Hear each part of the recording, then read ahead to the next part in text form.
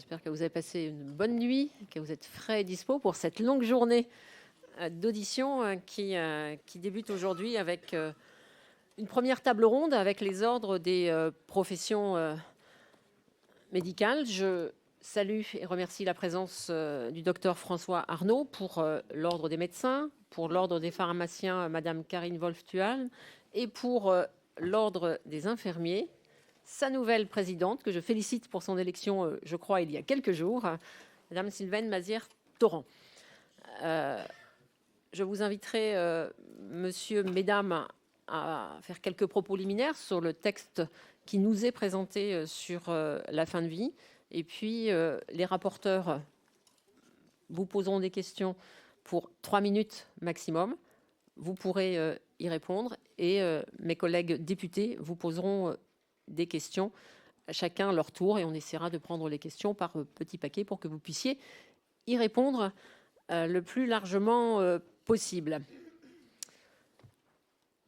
On va être galant, on va laisser le docteur François Arnaud démarrer.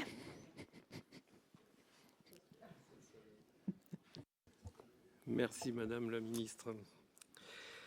Eh bien, bonjour Mesdames et Messieurs, bonjour Monsieur le rapporteur général.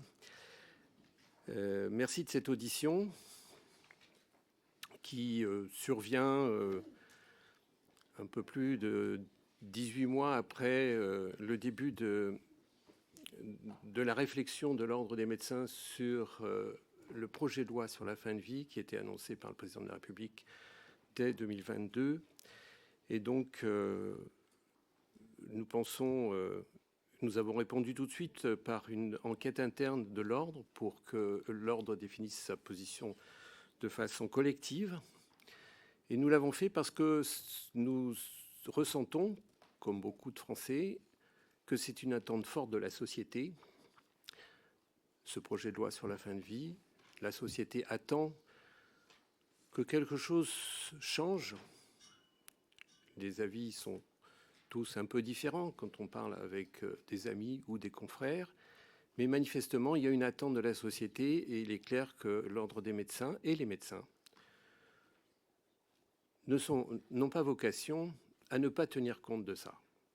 Donc l'Ordre des médecins, au nom des médecins, a élaboré un projet en avril 2023 qui avait été publié, qui faisait part de ses réflexions et de ses attentes dans le cas d'une modification de la loi sur la fin de vie telle qu'elle existait au travers de la loi Claes et Leonetti, et surtout l'Ordre des médecins a dès lors précisé le rôle et la place que le médecin devait avoir pour l'Ordre des médecins. Nous en sommes là. Je pense que dans le projet de loi tel que nous avons pu l'étudier,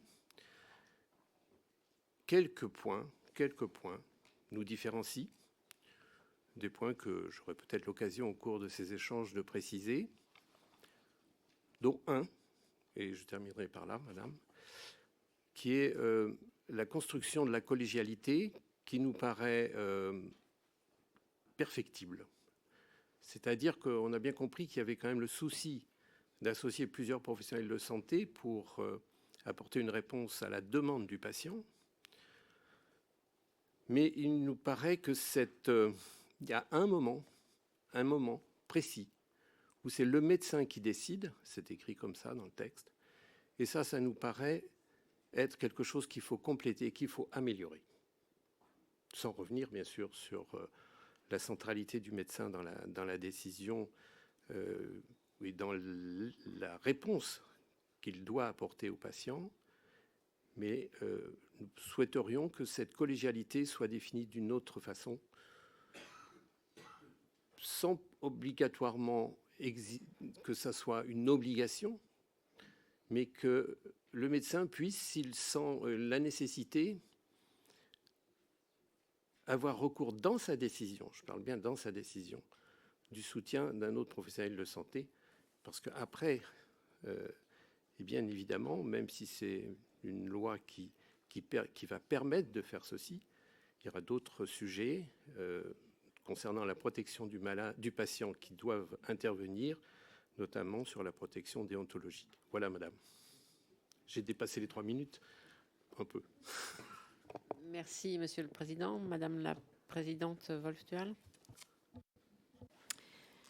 Merci, mesdames et messieurs les députés. Merci pour cette audition et surtout sur ce projet de loi et l'écoute qui est faite autour de ce sujet sociétal de première importance.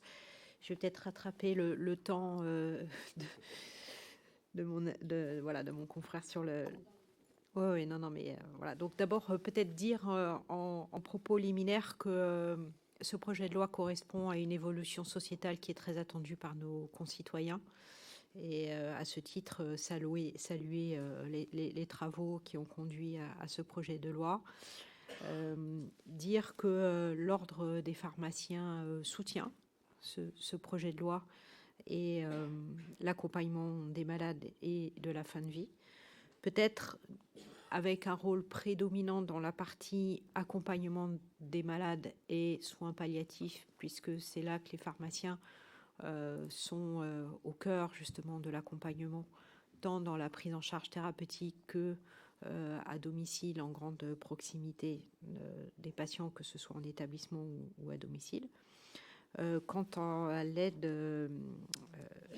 à mourir, là on considère qu'en effet il y a un dispositif qui est prévu autour du patient, qui prévoit l'intervention à divers degrés de différents professionnels de santé, donc médecins, infirmiers, auxiliaires médicaux et pharmaciens, avec chacun un rôle bien précis. C'est ce qui me paraît fondamental pour le projet de loi.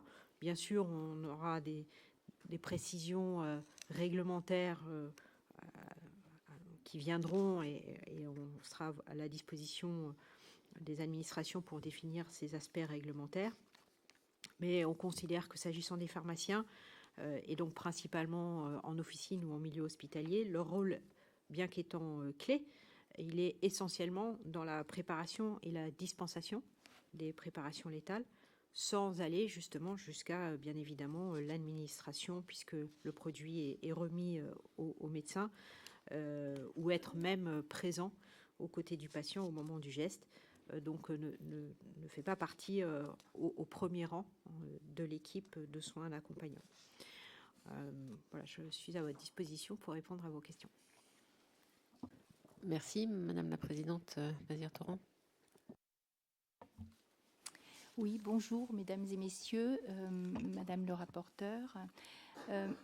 L'Ordre national infirmier a travaillé pendant l'année 2022 sur le sujet de l'accompagnement de fin de vie et a publié en décembre 2022 un avis. L'Ordre national avait souligné qu'il n'est pas de son ressort de se prononcer sur les aspects moraux ou idéologiques de la législation concernant la fin de vie, mais cependant qu'il est compétent pour évaluer si les questions de fin de vie doivent être réglementées ou comment elles doivent être abordées sur le plan moral, notamment pour protéger les intérêts et la sécurité des patients ainsi que les infirmiers impliqués dans ces soins. Les points sur lesquels nous souhaitons attirer votre attention sont la protection de la dignité des patients, souligner l'importance de respecter la dignité et l'autonomie des patients tout au long du processus de fin de vie, et notamment en assurant les besoins physiques, psychologiques et sociaux dans cet accompagnement. Nous voulons insister également sur la nécessité de formation spécifique pour les infirmiers dans les soins d'accompagnement et les procédures d'aide à mourir pour garantir une prise en charge compétente et empathique. Nous réaffirmons le droit de la clause de conscience pour les infirmiers qui ne souhaiteraient pas participer à l'aide à mourir, tout en assurant bien sûr une transition éthique pour le patient vers un autre professionnel disponible. Nous sommes également attentifs à la notion d'accessibilité des soins. Indépendamment de leur lieu de résidence, les patients doivent avoir accès à des soins d'accompagnement de qualité et à l'aide à mourir si elle est demandée conformément à la législation. Nous souhaitons également vous proposer que l'ordre infirmier soit impliqué dans le processus de supervision et d'évaluation des pratiques d'aide à mourir pour assurer le respect des règles professionnelles et déontologiques. Nous attirons aussi votre attention sur l'importance d'encourager un dialogue continu entre les médecins et les infirmiers et les autres professionnels de santé pour que la coordination des soins et la prise en charge des patients en fin de vie soient parfaitement coordonnées et intégrées. Nous attirons votre attention sur la demande de mesures de soutien psychologique et professionnel pour les infirmiers qui pourraient être engagés dans ces soins de fin de vie et notamment dans cette aide à mourir. Enfin, nous insistons sur l'importance de l'information complète et accessible pour les patients concernant leurs droits, leurs options de soins disponibles et les modalités de l'aide à mourir. Je vous remercie, je suis à votre disposition. Merci, monsieur, mesdames, pour votre présentation et les points de vue des différents ordres. Je vais passer la parole au rapporteur, en commençant par le rapporteur général, monsieur Falorni, pour 3 minutes.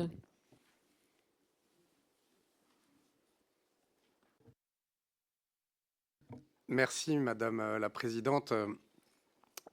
Monsieur, Mesdames, je veux tout d'abord vous remercier très sincèrement de la force et la clarté de vos propos introductifs, et notamment à l'attention de nos concitoyens qui vont suivre nos débats et qui sont très attentifs, vous l'avez dit, Président, et qui sont en attente d'une loi. On peut être pour, on peut être contre, et ça sera toute l'importance et toute la gravité de nos échanges parlementaires. Mais je tiens vraiment à vous remercier parce que vos propos introductifs ont été particulièrement éclairants et d'une clarté absolue.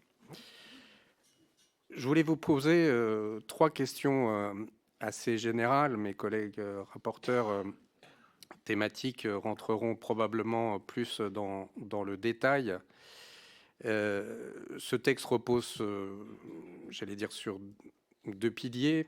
Le titre 1 concernant les soins d'accompagnement.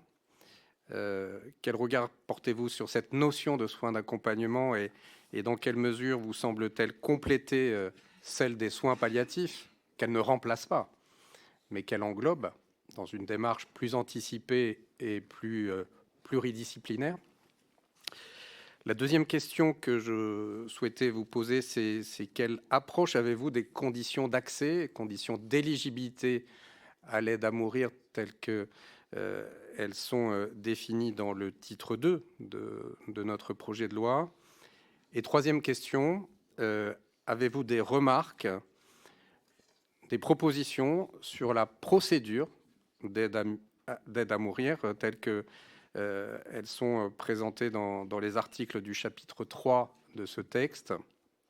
Nous avons vraiment besoin d'avoir votre expertise pour savoir si ces dispositions correspondent à finalement notre souci, c'est-à-dire un souci d'égalité de nos concitoyens par rapport à ce droit que nous souhaitons mettre en place, et aussi d'effectivité parce que notre mission de législateur, c'est de voter une loi, mais de faire en sorte qu'ensuite elle s'applique. Et il n'y aurait rien de pire que de créer un droit qui ne serait pas effectif dans les faits.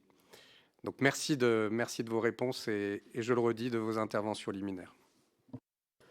Monsieur Martin. Merci Madame la Présidente. À mon tour, je tiens à vous remercier pour avoir lancé cet échange sur des bases très claires. Je vais délibérément vous interroger sur l'aspect des soins en ville et en établissement médico-social, sans aborder les questions des établissements sanitaires proprement dit. Comment les choses vont se passer en soins de ville, en médecine libérale, en pratique libérale pour les infirmiers, que ce soit les pharmaciens, que ce soit le médecin généraliste ou ce soit l'équipe des infirmiers qui se relaient autour des patients en fin de vie. de façon très pratique et pour être précis, en ce qui concerne les médecins, comment vont-ils définir leur place dans cette médecine coordonnée, très particulière, orientée sur l'accompagnement de la fin de vie?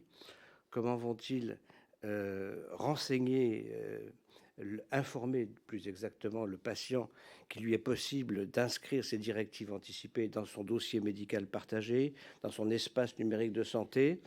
Tout ceci nécessite du temps et des explications. Comment le médecin généraliste, dans sa vocation et dans son activité, peut répondre à cet enjeu? Deuxièmement, en ce qui concerne les infirmiers, leur rôle en matière de télémédecine est important, surtout en zone peu dotée en offres médicales, de spécialités, comme par exemple la cardiologie. On voit qu'il y a des expériences, je crois, dans l'Allier, où Cardio Plus permet aux infirmiers formés de prendre des données, électrocardiogramme, échographie cardiaque.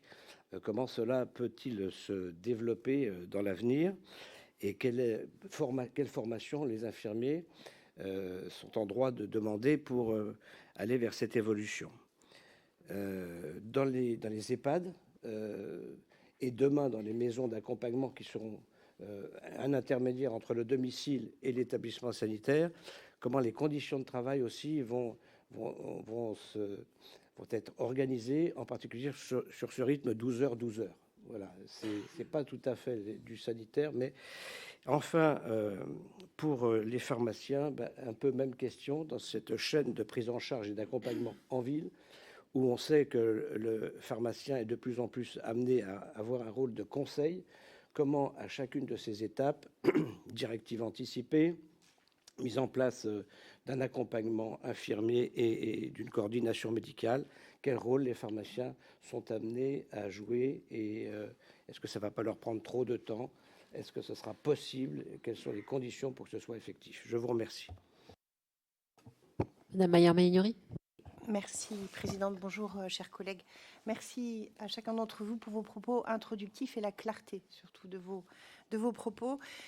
J'aimerais vous interroger, en tout cas recueillir vos observations sur les conditions d'accès qui sont mentionnées à l'article 6 de ce projet de loi, à savoir le fait que la personne demandant l'aide à mourir doit être atteinte, je cite, atteinte d'une affection grave et incurable, engageant son pronostic vital à court ou moyen terme. Estimez-vous qu'il faille inscrire un délai dans ce projet de loi, voire citer les affections concernées? Première observation que j'aimerais recueillir de votre part. Et la deuxième, le fait que la personne doit être apte, alors je cite encore la loi, être apte à manifester sa volonté de façon libre et éclairée. Estimez-vous que les garanties proposées par le texte sont suffisantes pour garantir cette condition? Merci. Madame Christol. Merci Madame la Présidente. Ma première question s'adresse au docteur François Arnaud. Je souhaiterais recueillir votre avis de façon plus précise sur la décision collégiale. Dans l'article 9, il est notamment écrit que on parle du médecin qui remplit les conditions de l'article 7 et qui n'intervient pas auprès de la personne. On parle de l'auxiliaire médical, on parle de l'aide-soignant. On n'a pas forcément effectivement parlé de certaines spécialités. D'abord le médecin traitant, le médecin qui connaît le patient depuis longtemps. Quelle place imaginez-vous? Les médecins psychiatres pour l'évaluation plus précise de la volonté et des capacités de discernement du malade. Et avez-vous de façon plus précise évoqué entre vous l'éventualité d'une décision collégiale type RCP existante ou par rapport aux décisions qui sont déjà émises dans la loi Claes-Leonetti? Ma deuxième question s'adresse donc à Madame Mazière. Au niveau donc de votre place au niveau infirmier, dans certaines législations, on parle des infirmiers de pratique avancée. Vous n'en avez pas évoqué la possibilité. Est-ce que c'est quelque chose que vous avez envisagé en termes de formation, d'information et de place dans la procédure?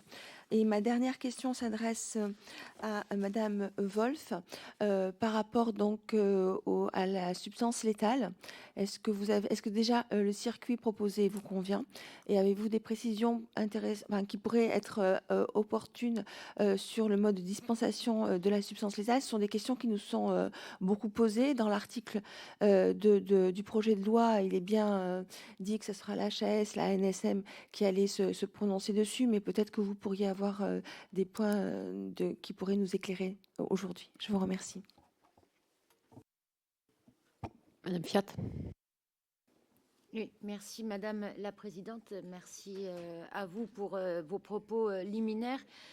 Vous avez parlé de la clause de conscience donc je voulais savoir si cet article semblait répondre à vos préoccupations. Donc j'ai compris que pour les infirmiers, pouvait peut-être y avoir une crainte. Donc, si vous pouviez aller un peu plus loin sur les éventuelles craintes, qu'est-ce qui pourrait manquer, parce que on peut tout améliorer.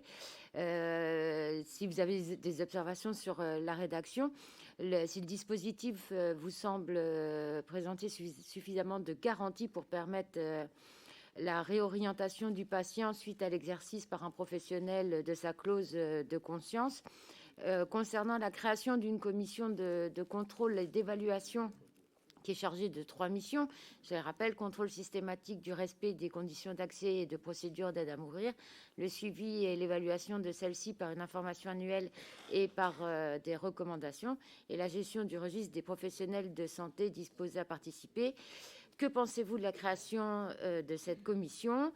Et les 3 missions qui lui sont dévolues, vous paraissent-elles cohérentes? À quelles conditions cette commission vous semblera-t-elle capable de les accomplir?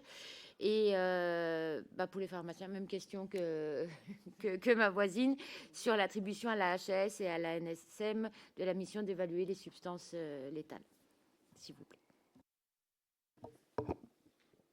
Merci. Alors, je vous propose de répondre. Monsieur Arnaud, on va garder le même ordre dans les questions qui vous ont été posées. Monsieur Arnaud, Madame Wolf, Madame Mazière. Dans quel ordre? D'accord. Je vais répondre dans l'ordre. Je vais essayer de répondre dans l'ordre pour pas me perdre. Je vais donc répondre en priorité aux questions de Monsieur le rapporteur général, qui a abordé d'emblée le rôle de l'équipe qui allait entourer le patient qui se trouve dans cette situation difficile. Je ne vais parler pour les médecins, même si je pense que les réponses pourraient convenir à l'ensemble des soignants.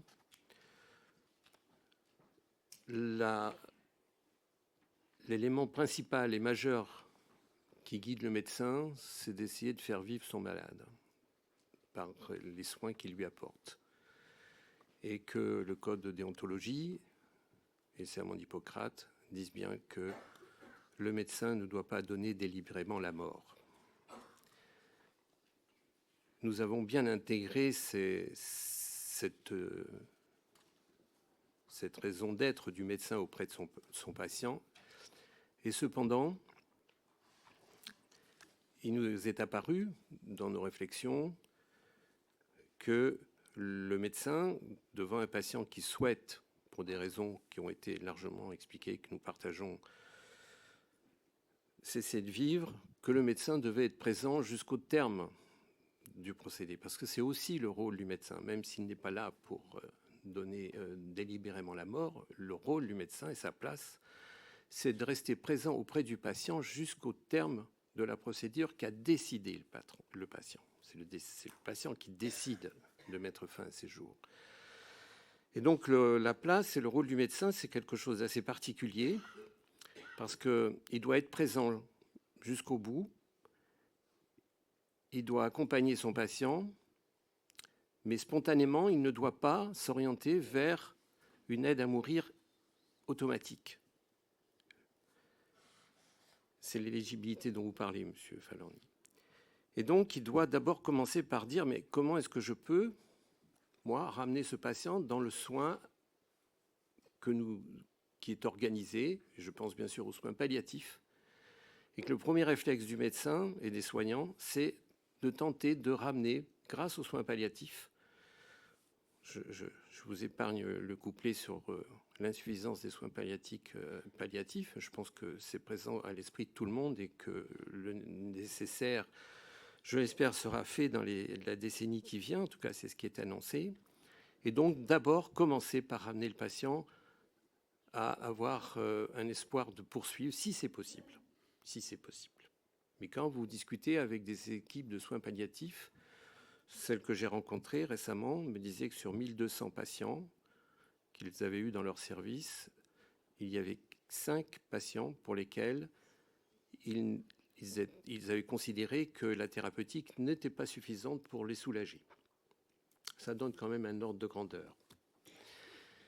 Et là, dans ce service de soins palliatifs, il y avait une équipe avec plusieurs médecins qui connaissaient le patient, puisque c'est la rotation du fonctionnement du service, des infirmiers, des aides-soignants, qu'il ne faut pas oublier dans les soignants. Les aides-soignants jouent un rôle majeur. Et finalement, c'est cette équipe qui discutait de l'éligibilité, de ce qu'on pouvait apporter à ce patient qui était au-delà des ressources thérapeutiques pour la souffrance physique ou psychologique. Donc l'éligibilité, de voir écrit dans la loi que le médecin décide, en fonction de l'état du patient, si il donne suite à la demande du patient, ça me paraît insuffisant, j'allais dire pas réaliste, mais c'est pas facile d'écrire des lois comme ça. Donc je comprends très bien qu'on balbutie un petit peu et qu'on n'ait pas écrit d'emblée la solution idéale. Mais je pense qu'il faut travailler énormément cette partie de l'éligibilité et de la décision d'éligibilité qui ne peut être vraiment que collégiale. Alors la procédure, j'ai pas vu de blocage important.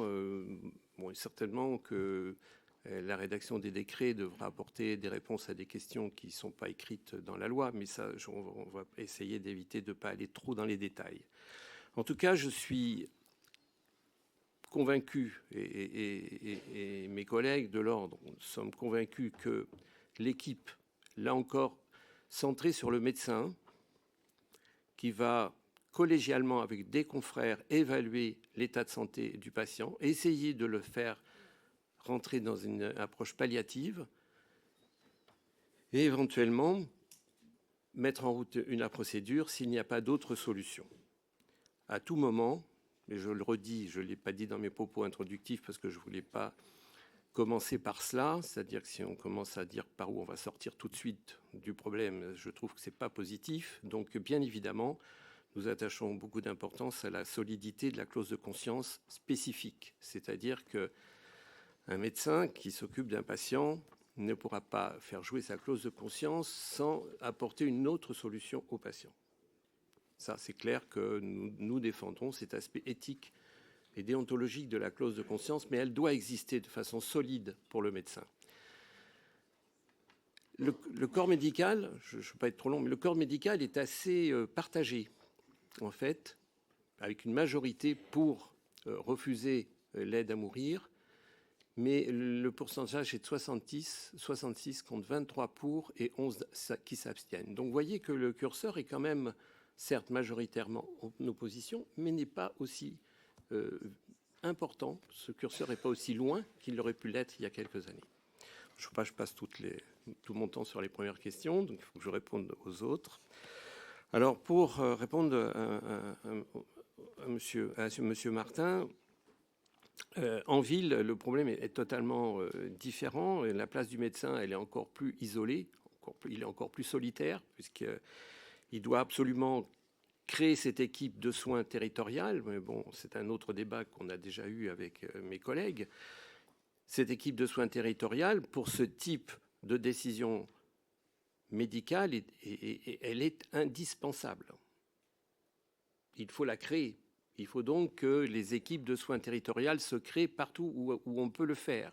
Parce qu'on ne peut pas, un médecin seul ne pourra pas gérer la demande d'un patient qui demande une aide à mourir seul, c'est pas possible. Donc vraiment, ça conforte l'idée qu'on ne peut plus prendre la population en charge sans constituer ces équipes de soins territoriales. Les directives anticipées, ben oui, alors qu'elles soient dans le DMP, bien sûr, c'est une solution pratique, intéressante. Mais la difficulté, c'est que ces directives anticipées doivent pouvoir changer. Personne ne peut dire, à l'âge qu'il a, dans l'état physique où il est, c'est-à-dire en pleine forme, mes directives anticipées seront celles-ci, parce que personne n'imagine la situation médicale ni de souffrance dans laquelle il peut se trouver. Et c'est très difficile. Et je trouve que les directives anticipées, c'est une excellente idée qu'on doit essayer de faire. Il faut inciter les patients à les écrire, mais j'attire l'attention sur le fait que c'est extrêmement difficile. Si chacun de vous s'est mis devant une feuille pour dire quelles sont mes directives anticipées, moi, je trouve ça extrêmement difficile. Et pour un patient qui n'a pas l'habitude des pathologies, ça doit être encore beaucoup plus dur. Donc, attention à cette idée bonne qui n'est pas la panacée et qui ne réglera pas les problèmes qui se posent devant nous. Enfin, l'accompagnement, ben oui, je pense qu'il y ait un accompagnement le plus tôt possible dans l'apparition de la maladie autour du patient. Forcément que c'est bien, c'est souhaitable. Ça inclut les soins palliatifs, oui, bien évidemment, mais est-ce que ça va inclure aussi la procédure de fin de vie? Et là, je dis que je ne sais pas si une procédure de fin de vie fait partie du soin. Est-ce qu'il ne faut pas séparer les deux, en sachant que oui, les soins palliatifs dans l'accompagnement du patient, bien évidemment, mais après, la fin de vie, je crois que c'est quelque chose de particulier dans ses aspects déontologiques, philosophiques, et je pense qu'il faut être extrêmement prudent pour ne pas résoudre ça dans une démarche de soins. Je pense qu'il faut vraiment que ça soit quelque chose de particulier. Mais ça, c'est peut-être un point de vue un peu personnel. Je m'en excuse. Alors c'est vous, madame, qui m'avez parlé du terme. J'ai encore un peu de temps ou pas? Non. Le terme, personnellement, et la réflexion de l'ordre, c'est peut-être ce qui met le plus en évidence la solitude du médecin dans la procédure telle qu'elle est décrite. Le terme, quand un médecin va se retrouver en face à face avec un patient et qui va lui demander c'est pour combien de temps et puis le médecin doit se dire, bon, est-ce que le terme, il faut que j'évalue le moyen terme. Bon, le court terme, c'est relativement plus facile. Et encore, on peut avoir des surprises. Et le moyen terme, alors là, franchement, c'est pas raisonnable de se poser cette question parce qu'on ne le connaît pas. On ne connaît pas. D'autre part, il y a des patients atteints de certaines pathologies, comme nous pensons tous à la même, qui est une neuropathie dégénérative. Il est impossible de dire le terme de vie ou de mort de ce patient, et c'est pas ce qu'il veut, ce patient. Ce qu'il veut, c'est pas le jour où il va mourir, c'est le jour où la vie ne lui sera plus supportable. Et ça, je ne vois pas comment on peut fixer un terme. Donc je trouve que le terme enlève un paramètre d'appréciation au cas par cas, parce que chaque patient va être différent, chaque patient va avoir une maladie différente, une maladie d'évolution plus ou moins rapide, nous le savons tous, et des attentes particulières en fonction de sa pathologie, et je crois que ça doit être du cas par cas. Je ne suis pas sûr que le terme apporte une solution, et nous rassure faussement, en fait.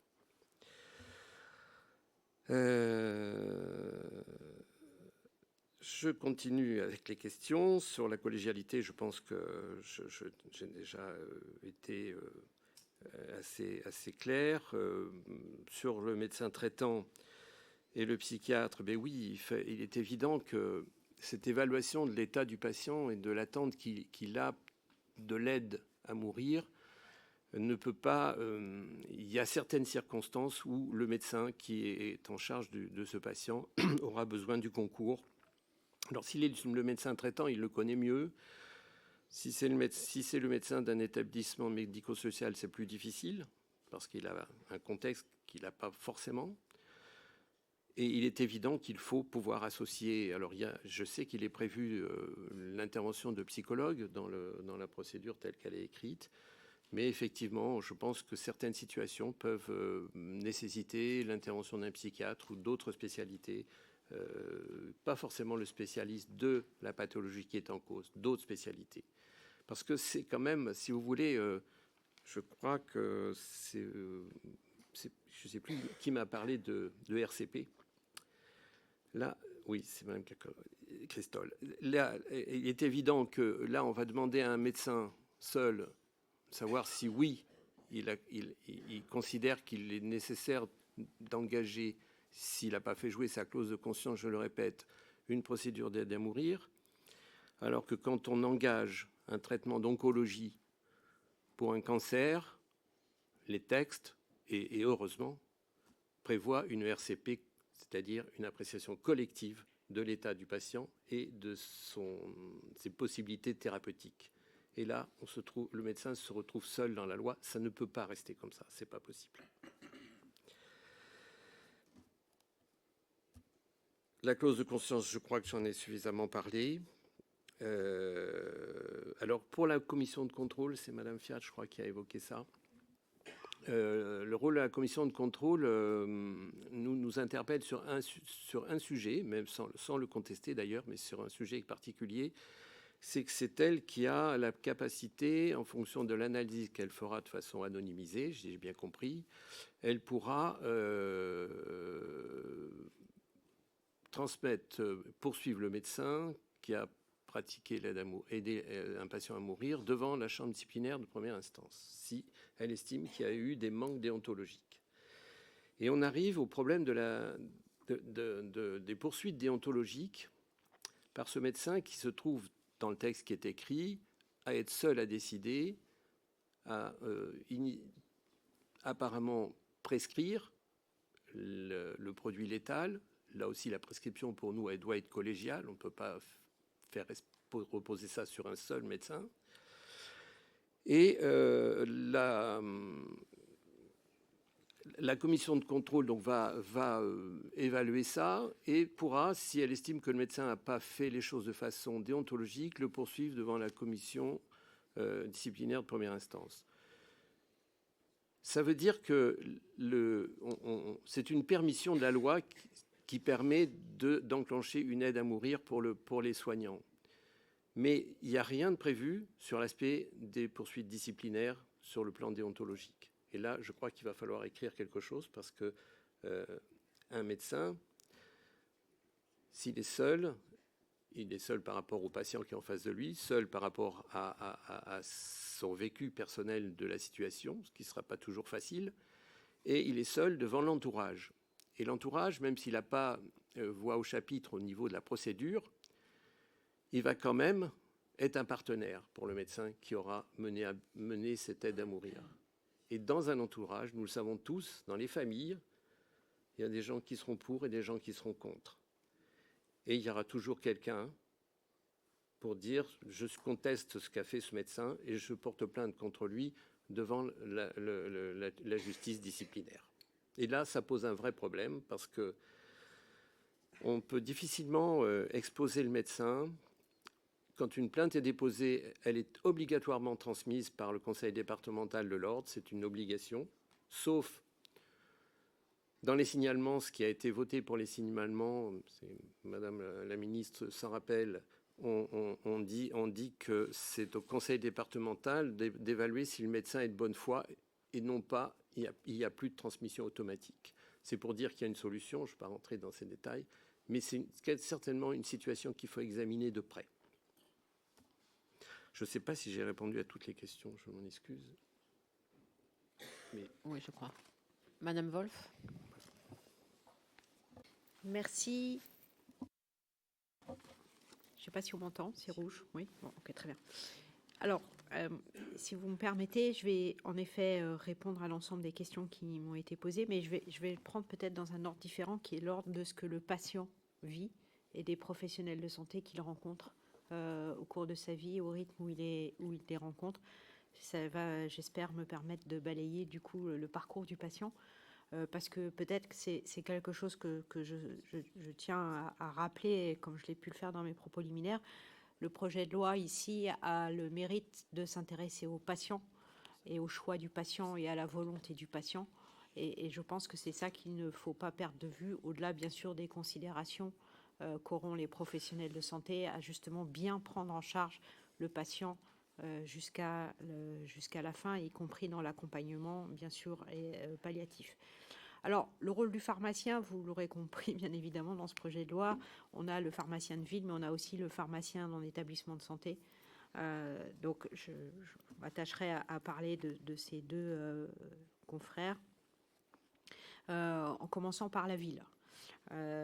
Puisque, encore une fois, dans le circuit du patient, c'est probablement le premier professionnel de santé que le patient aura à faire. Le rôle du pharmacien est déjà un rôle d'orientation et d'accompagnement, et le rôle social du pharmacien n'est plus à démontrer. Je pense que bien avant même l'existence de ce projet de loi, le pharmacien accompagne le patient tous les jours, et quand c'est pas le patient, c'est l'aidant, c'est le conjoint, c'est l'enfant.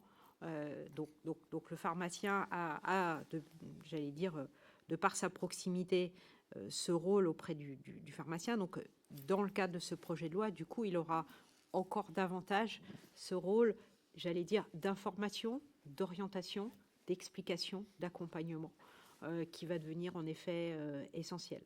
Le pharmacien exerce de plus en plus en exercice coordonné. Donc, comme le docteur Arnaud vient de le dire, il sera essentiel que d'avoir cet exercice de proximité, de coordination avec l'ensemble des autres professionnels de santé, que ce soit le médecin ou bien sûr l'infirmier. Donc c'est quelque chose pour lequel je suis assez confiante, parce que c'est déjà le cas. C'est déjà ce que vivent la plupart des Français, cette proximité avec le pharmacien qui oriente et qui prend en charge, y compris jusqu'à la fin de vie. En établissement de santé, le rôle du pharmacien sera bien évidemment différent, que ce soit un établissement de santé, un établissement social, puisqu'il participera là peut-être aussi à la partie accompagnement, soins palliatifs, détermination dans un cadre de pharmacie clinique qui existe de plus en plus dans les établissements, de définition de la meilleure prise en charge, des meilleurs accompagnements du patient hospitalisé. D'ailleurs, ce rôle existe peut-être dans une moindre mesure en ville aussi, mais en tout cas, là, le pharmacien, que ce soit en établissement ou en ville, a cette compétence d'accompagner le pharmacien dans les soins d'accompagnement et les soins palliatifs. Comme je le disais en propos liminaire, je me félicite que ce projet de loi renforce l'accompagnement, qui est probablement... qui peut être amélioré, peut-être même par la formation des professionnels de santé eux-mêmes, qu'ils soient, je ne me permettrai pas de parler pour les médecins, mais en tout cas pour les pharmaciens, d'une meilleure connaissance de l'aspect gériatrie, comment mieux accompagner sur le plan nutritionnel, sur le plan de l'exercice, sur le plan des traitements. Je pense qu'il y aurait... dans nos obligations de formation continue, un intérêt à renforcer ce volet-là dans le cadre du projet de loi. Donc, voilà, donc le rôle du pharmacien, vraiment, d'accompagner le patient vers un meilleur état de santé et évidemment jusqu'à la fin. Quand le patient arrivera en effet dans une situation où il envisagera, où il estimera que sa situation devient, qu'il souhaite recourir à l'aide à mourir, là, le pharmacien d'officine pourra orienter, comme je le disais, vers le professionnel, mais surtout, c'est vers la pharmacie à usage intérieur qui sera autorisée à réaliser la préparation létale que la balle va passer dans son camp, j'allais dire. Et là, vous m'interrogiez sur le circuit, le statut, le rôle de la HAS, le rôle de la NSM. Donc, en effet, beaucoup de choses sont peut-être à préciser encore, pour la plupart, probablement par voie réglementaire, mais le fait que la HAS et la NSM soient les autorités compétentes en la matière me paraît tout à fait juste et approprié. Il restera, par exemple, probablement à la NSM de clarifier le statut, parce qu'on a notamment un petit doute sur la nature, enfin la définition du statut. Est-ce qu'on parle encore de médicaments? Est-ce qu'on parle encore de préparation spéciale, de préparation hospitalière? Tout ça sont des définitions qui sont très bien définies aujourd'hui dans le Code de la santé publique. Donc, il faudra peut-être réfléchir à savoir s'il faut regarder ces définitions à l'aune de ces préparations létales. Sur le circuit, je pense qu'il conviendra de s'assurer qu'il y ait suffisamment de pharmacies à usage intérieur qui soient autorisées à préparer ces préparations létales. Là encore, est-ce que ça sera le rôle peut-être des ARS à définir les établissements autorisés? Mais en tout cas, il en faudra suffisamment pour que, là encore, ce ne soit pas un frein pour les patients à l'accès à l'aide à mourir.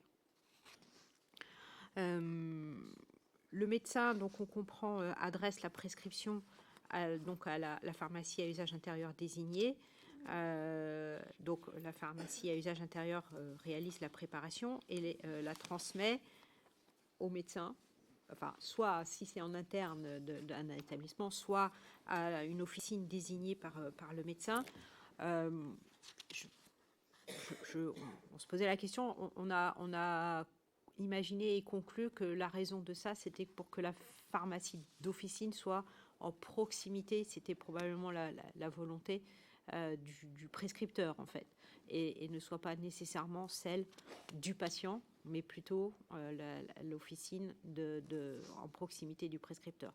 Donc ça, c'est quelque chose, voilà, qui peut être discuté ou ajusté, soit dans le projet de loi, soit dans les textes réglementaires. On s'interroge aussi sur le retour du produit, utilisé, pas utilisé, et surtout son élimination. On n'est pas très sûr que le circuit aujourd'hui ce qu'on appelle les médicaments non utilisés et le circuit cyclamène soit adapté, en tout cas dans l'état des textes actuels.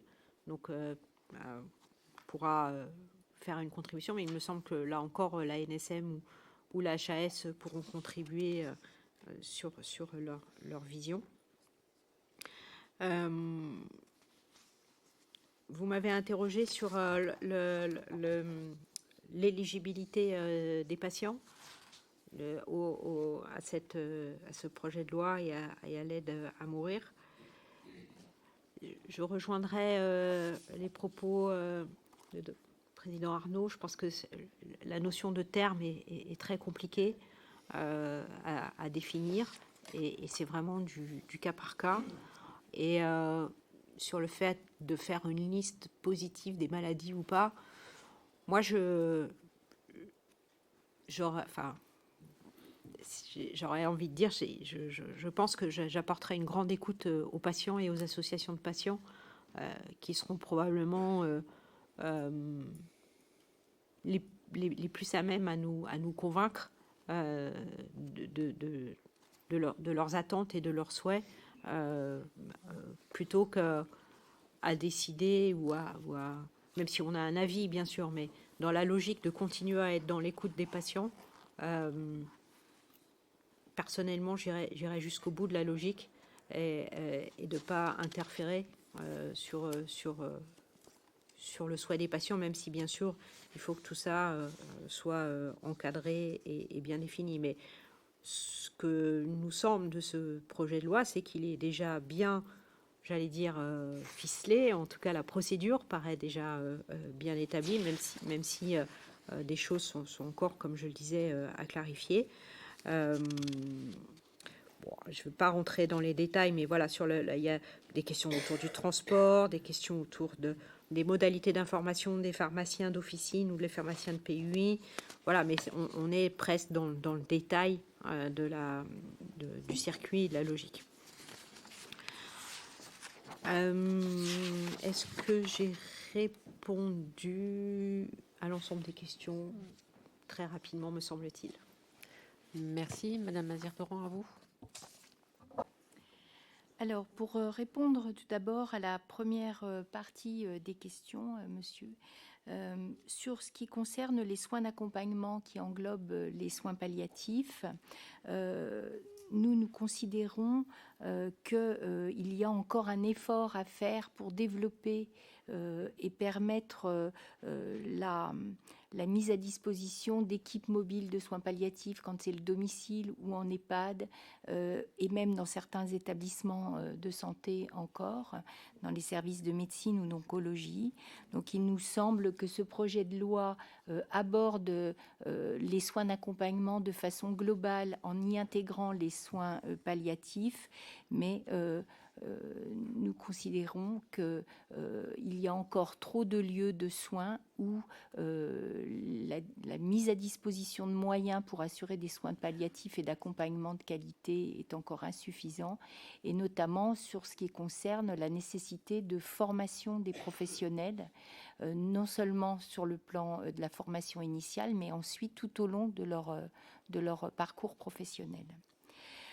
Dans ce contexte de soins d'accompagnement, un point nous paraît aussi important à souligner, peut-être pas suffisamment développé pour nous, c'est la place primordiale des aidants familiaux dans cet accompagnement et dans ces soins palliatifs.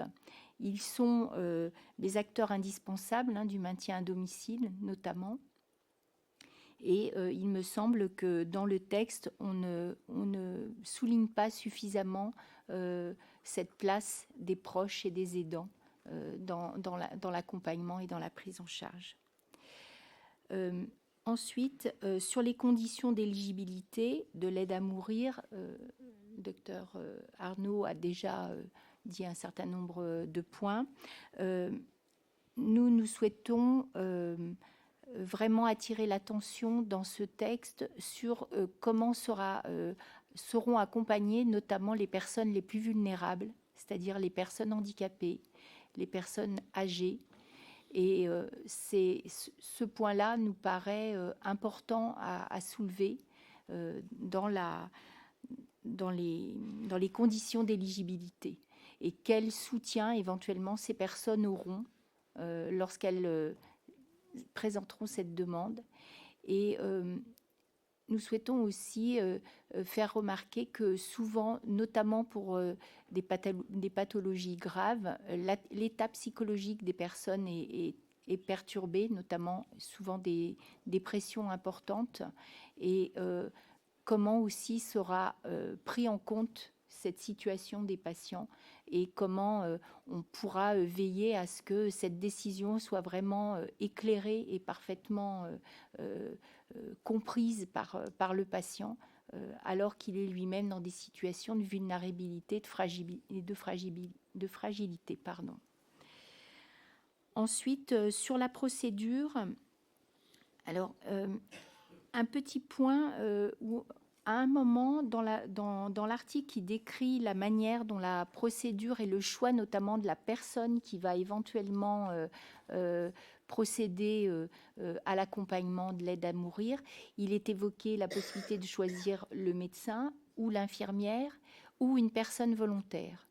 Et nous sommes restés un petit peu en point d'interrogation sur cette notion de personne volontaire.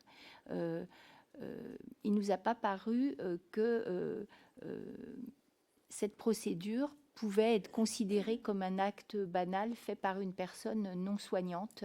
Donc ça nous a beaucoup interrogé, cette question de la personne volontaire.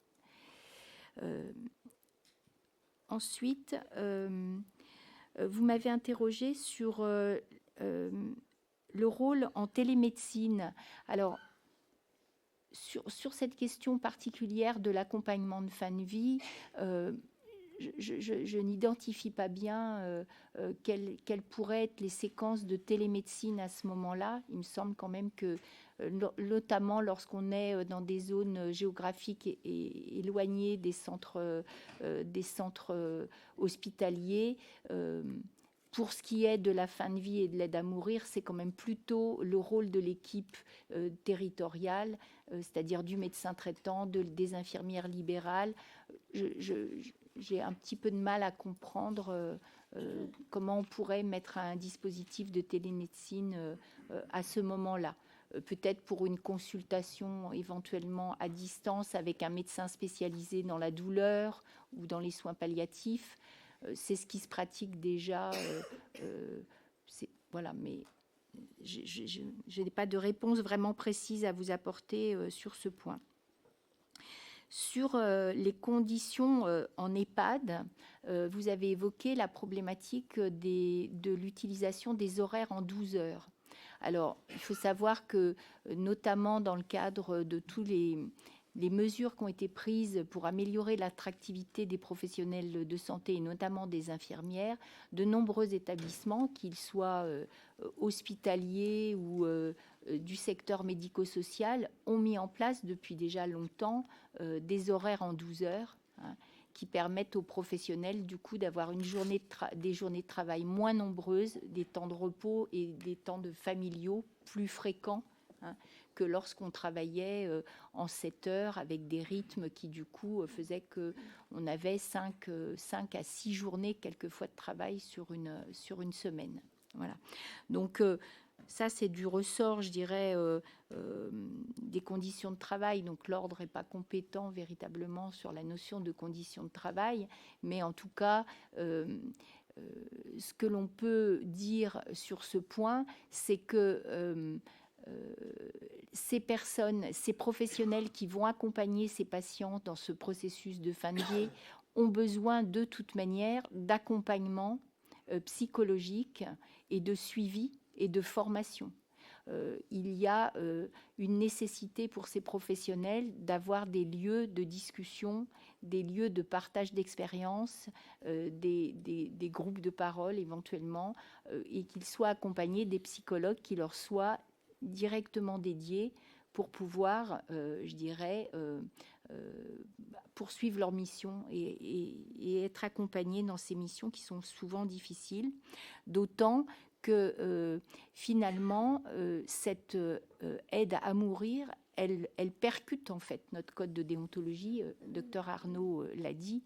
Ça, c'est un point sur lequel c'est vraiment un point sensible pour nous, puisque nous avons dans notre code de déontologie tout un tas d'articles qui nous demandent d'être au service de nos malades, de les accompagner, de protéger la vie, etc., tout au long de ces soins. Et là, nous sommes dans une situation qui percute très fortement notre code de déontologie et la manière dont nous concevons notre philosophie de soins et notre éthique professionnelle. Sur la décision collégiale, bien sûr, les professionnels de santé, comme c'est déjà le cas dans les équipes mobiles de soins palliatifs, où il y a une collégialité et une décision partagée dans chacune des étapes de la prise en charge d'un patient, nous n'imaginons pas que cette étape particulière de la vie du patient soit sans une participation bien sûr collégiale des infirmières, des médecins et de tous les professionnels qui prennent en charge cette personne.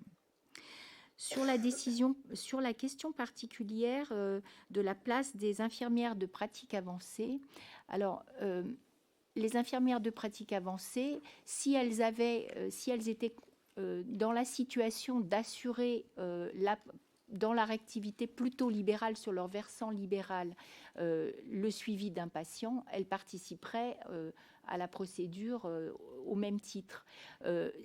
Mais sinon, cette loi et cet accompagnement, ça concerne toutes les infirmières Il n'y a pas de nécessité d'être forcément diplômé en pratique avancée pour participer.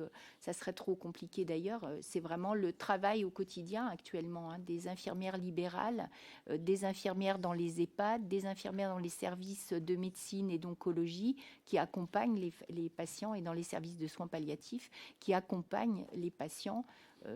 Voilà, je ne vois pas de lien particulier avec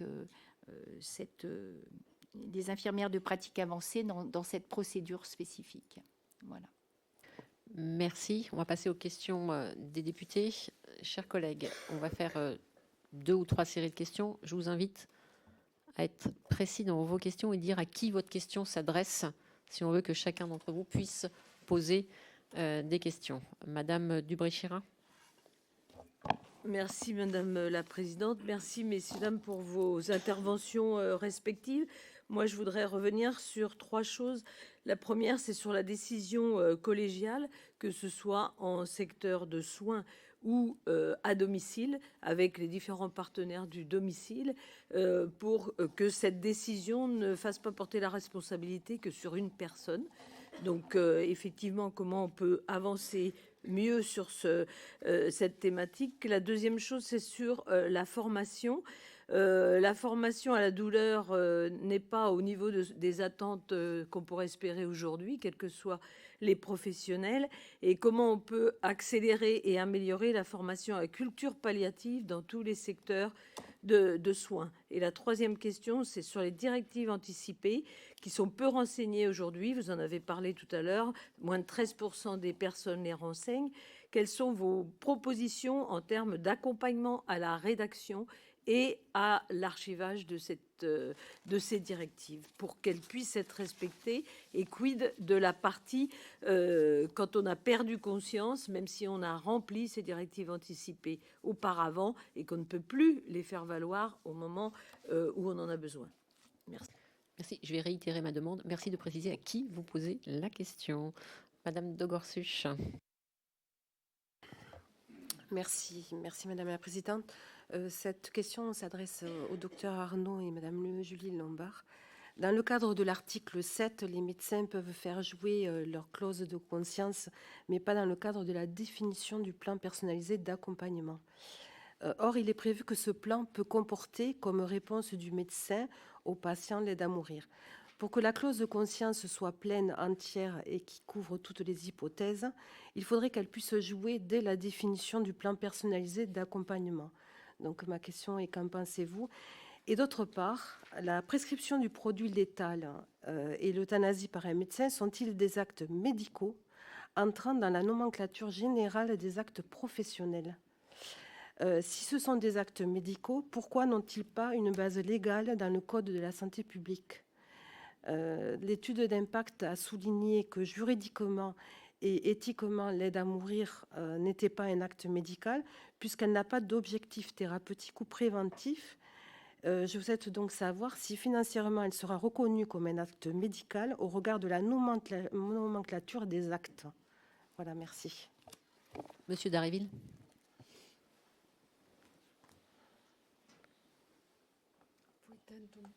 Oh, pardon. Merci Madame la Présidente. Les bouleversements éthiques, c'est le point principal sur lequel j'aimerais vous entendre, que suggère la perspective d'ouvrir la possibilité de l'assistance au suicide et de l'euthanasie, pose question parmi les professionnels médicaux et soignants que vous représentez. Au passage, ne sous-estime-t-on pas le préjudice, le coût pour les personnels concernés? Le rôle du médecin n'est pas de donner la mort, avez-vous dit, ni d'orienter vers cette solution, et vous avez ajouté de façon mécanique. Mais l'existence même de cette possibilité nouvelle ne risque-t-elle pas de changer la donne? Peut-être avec la croissance de l'idée d'une sorte de droit opposable. Cette situation nouvelle ne va-t-elle pas modifier la relation de confiance entre soignants et patients? Vous avez soulevé une question. Donner la mort avec l'intention de la donner peut-il faire partie du soin? Selon vous, quel problème pratique cela peut-il soulever? Vous racontez que sur 1200 patients, 5 n'avaient pas de thérapeutique dans un établissement. Ne pensez-vous pas que la loi proposée concerne en réalité beaucoup plus que ces 5 cas? Le caractère très large s'exprime également à travers l'idée de moyen terme. Et si j'ai bien compris, mais pouvez-vous le confirmer, cette notion n'est pas opérante à vos yeux. Enfin, la souffrance qui doit être soulagée est par nature et dans des mesures diverses, à la fois physique et psychique, et elle est aussi sociale. Que faut-il faire pour protéger les plus vulnérables? L'accompagnement de la famille n'est-elle pas aussi une question particulièrement cruciale? Merci, Monsieur Pilato. Merci Madame la Présidente. Alors ma question s'adresse à Monsieur Arnaud, docteur Arnaud, comme ça c'est précis. Je sens le poids de la solitude, de la responsabilité sur la décision, et votre demande de décision collégiale, elle est entendable. J'aimerais savoir qui vous mettez dans le collège, et j'ai une question très précise. Une fois que la décision est prise de manière collégiale, est-ce que vous imaginez que la prescription puisse être déportée? C'est-à-dire, en fait, la solitude, elle se prend à 3 niveaux. Quand on décide d'accéder à la demande du patient, quand on décide de faire la prescription, et quand on décide de donner le cachet ou l'injection. Donc, en fait, sur ces 3 niveaux, lesquels vous pourriez déporter, assumer, une fois que la décision collégiale, selon votre désir, serait prise. Merci. Monsieur Juvin, pour la dernière de cette première série. Merci Madame la Présidente. Monsieur Arnaud, tout d'abord, vous avez parlé de l'insuffisance de la collégialité. Je vous rejoins. Il est vrai qu'en l'état actuel de la loi, le patient, pour prendre sa décision, pourrait ne rencontrer qu'un seul médecin. Pensez-vous que l'évaluation pourrait être systématiquement complétée par un psychiatre, comme ça se fait chez nos voisins? Deuxièmement, considérez-vous que la prévention du suicide est satisfaisante en France actuellement? Troisièmement, selon vous, faut-il modifier le serment d'Hippocrate? Madame Wolf, souhaitez-vous une clause de conscience pour le pharmacien? Monsieur Arnaud et Madame Mazière, vous avez parlé tous les deux de vulnérabilité. Pour éviter les actes, les abus de confiance et les pressions familiales donc, que vous avez évoquées, ne croyez-vous pas qu'il faudrait inclure une vérification par le juge de la libre volonté du patient, comme par exemple ça se fait dans les cas de dons intrafamiliaux d'organes, ou même de tutelle ou de curatelle? Enfin, j'avais une dernière question à vous, Madame Mazière. Il y a simplement 47%, la moitié des SIAD, des soins infirmiers à domicile, qui ont des conventions avec des soins palliatifs mobiles. Est-ce que vous ne croyez pas qu'il conviendrait de couvrir tout le territoire en soins palliatifs mobiles avant de passer au plan personnalisé d'accompagnement? Merci. Go pour les réponses. Elles peuvent être concises. Il y a encore une bonne dizaine de questions. J'indique qu'on propose éventuellement de compléter par des réponses écrites, bien sûr. Merci, Monsieur le Président. Donc, je vais choisir. La formation, pour répondre à la première question, c'est la formation est certainement à étudier et à mettre en œuvre dès maintenant sur le palliatif. Et c'est la condition, bien évidemment, à la mise en place de cette loi sur la fin de vie. Il faut d'abord que nous assumions la prise en charge palliative au niveau de la formation des médecins, de tous les soignants, mais je vais parler des médecins. Il est indiscutable que cette formation doit être universitaire.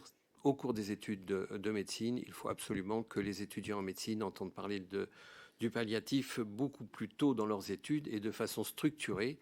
C'est-à-dire qu'il faut structurer aussi un corps d'enseignants, et ensuite il faut une formation continue et bien évidemment la possibilité d'accéder à une FST de soins palliatifs. Tout ça, je ne vais pas rentrer dans les détails techniques, il y a les solutions, mais il faut que ça soit décidé. Les directives anticipées, je veux pas faire penser que je ne les crois pas utiles, elles sont fondamentales, mais je veux dire qu'elles sont extrêmement labiles dans le temps pour chaque personne. L'endroit où elles doivent siéger, c'est bien sûr le DMP, c'est la responsabilité de l'équipe soignante et en priorité du médecin qui doit aider ses patients, puisque c'est lui qui connaît leur état clinique, il doit absolument les aider à remplir les directives anticipées, mais évidemment, ça représente un capital temps pour le médecin qui n'est pas négligeable, mais c'est quand même à lui, en partenariat avec les autres soignants, qui ont aussi probablement une analyse de l'état de santé du patient qui doit être consultée également, indiscutablement. La clause de conscience dans l'accompagnant, alors je n'y suis pas très favorable pour la bonne raison que l'accompagnement, c'est quand même les soignants, c'est quand même eux qui doivent conduire cet accompagnement du patient au cours de sa pathologie dès le début. Et je ne vois pas comment on peut, là, ça serait vraiment renier son propre métier que de dire, ben moi non, moi je ne veux pas vous accompagner, ou alors je n'ai pas bien compris votre question, mais je ne vois pas cela réalisable. C'est la perte du rôle du médecin. Pour moi, de ne pas accepter d'accompagner. Simplement, j'ai dit tout à l'heure que j'imaginais mal la fin de vie faire partie de l'accompagnement. Pour moi, c'est un problème qui doit être différencié dans l'approche qu'on en a avec le patient. Il faut que dans la période d'accompagnement, les choses soient claires. Les soignants sont faits pour faire vivre le patient. L'accompagnement d'une pathologie, d'une maladie, d'un malade, c'est trouver toutes les solutions possibles pour qu'il vive et qu'il soit soulagé. C'est pour ça que je pense que la fin de vie doit être séparée dans sa analyse, dans sa prise en charge, et c'est une relation complètement différente avec le patient. Et là, oui, la clause de conscience doit pouvoir jouer, bien évidemment. Le produit létal, un acte médical, ben pour moi non. Je reviens à ce que je viens de dire, bien sûr. Alors, une autre série de questions, dont je redis que ce n'est pas le soin. Le préjudice pour l'équipe soignante, il est certainement, il existe. C'est-à-dire que c'est une démarche particulière qui va à contresens de notre engagement au service de la population, au service des malades. Donc, il y a forcément une mutation à faire chez les soignants pour accepter de porter ça avec les malades. Ça ne sera pas du jour au lendemain.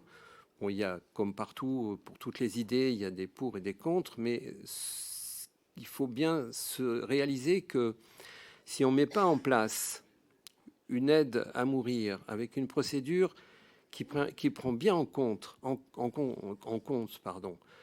les aspirations, les ressentis des soignants, quels qu'ils soient, elle aura beaucoup plus de mal à se mettre en place. Plus elle respectera les soignants, cette procédure, et plus elle trouvera sa place rapidement.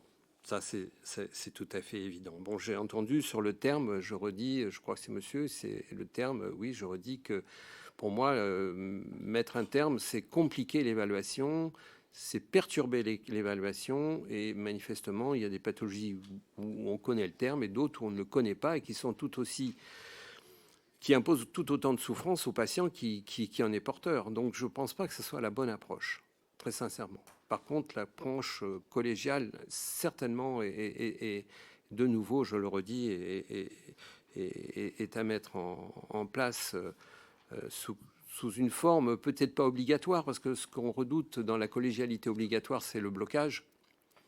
C'est-à-dire que ça va empêcher une procédure, si elle peut être mise en place, ça va l'empêcher. S'il y a une obligation d'avoir 1, 2 ou 3 ou 4 praticiens, ça peut être bloquant.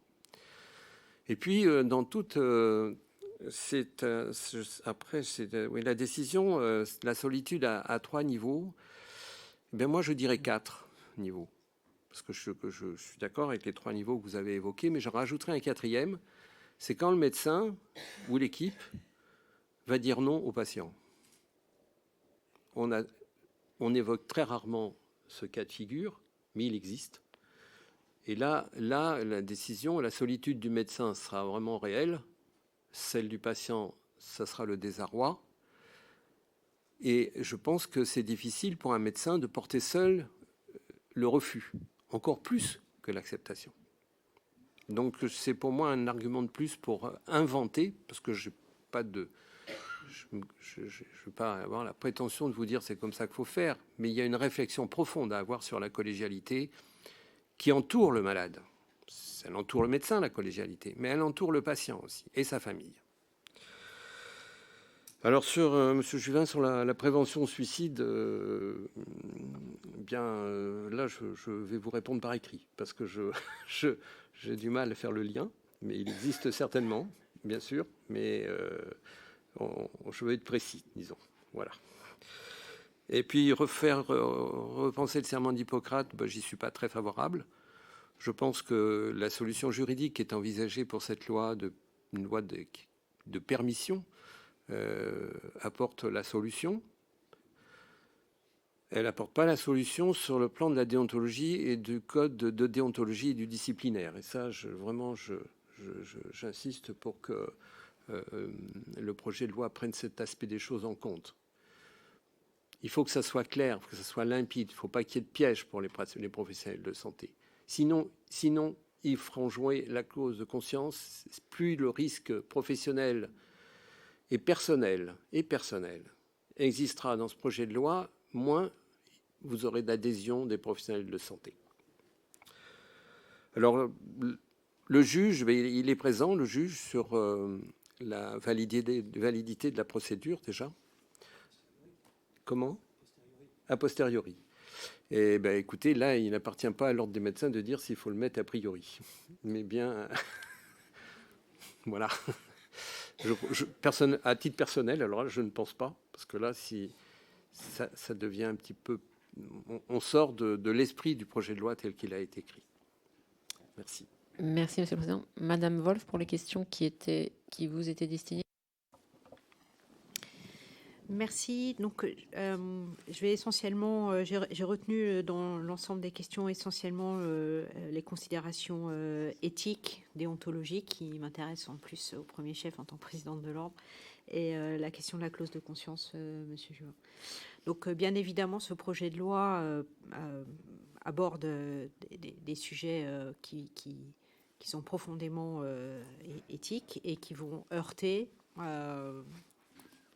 la société et pas que les professionnels de santé. La décision d'accéder à la demande formulée par le patient, comme c'est écrit, est prise par le médecin, donc au terme d'une procédure collégiale dans un cadre qui est très normé. Et on ne peut pas remettre en cause, elle ne peut pas être mise en cause par le pharmacien qui se doit de respecter la volonté qui a été exprimée par le patient. Et dans cette décision collégiale, le pharmacien ne peut pas être un frein ou un obstacle à la volonté du patient et à la bonne, exécution de la loi.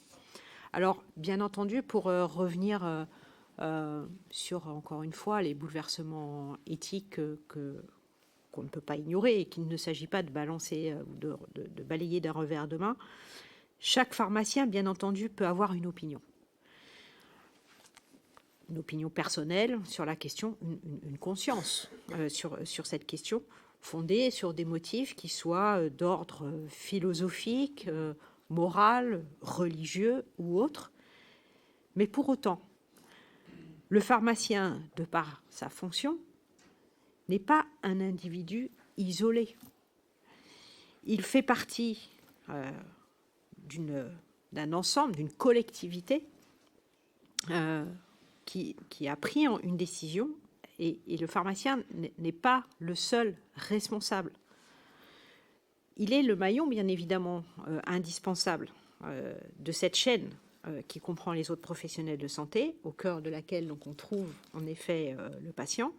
Mais en entrant dans la profession de pharmacien, le pharmacien accepte et intègre sa dimension collective de sa fonction. Et du coup, il en assume les responsabilités, les conséquences de cet engagement. La dimension collective prime donc pour l'ordre sur ses convictions individuelles. C'est l'éthique de responsabilité qui doit guider le pharmacien.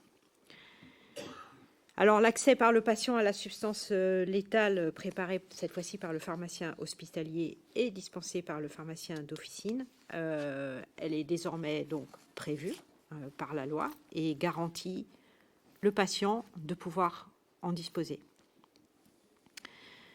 Peut-être aussi un dernier élément, le pharmacien ne sera pas en contact direct avec le patient tel que la procédure est écrite.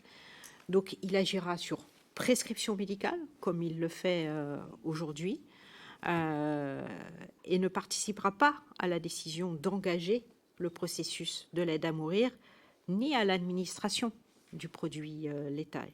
D'ailleurs, le Conseil d'État, dans son avis, a estimé que les missions de réalisation de la préparation magistrale létale et de la délivrance de la substance létale qui interviennent après la prise de décision et avant la mise en œuvre ne concourent pas de manière suffisamment directe à l'aide à mourir pour risquer de porter atteinte à la liberté de conscience des pharmaciens et des personnes qui travaillent auprès d'eux.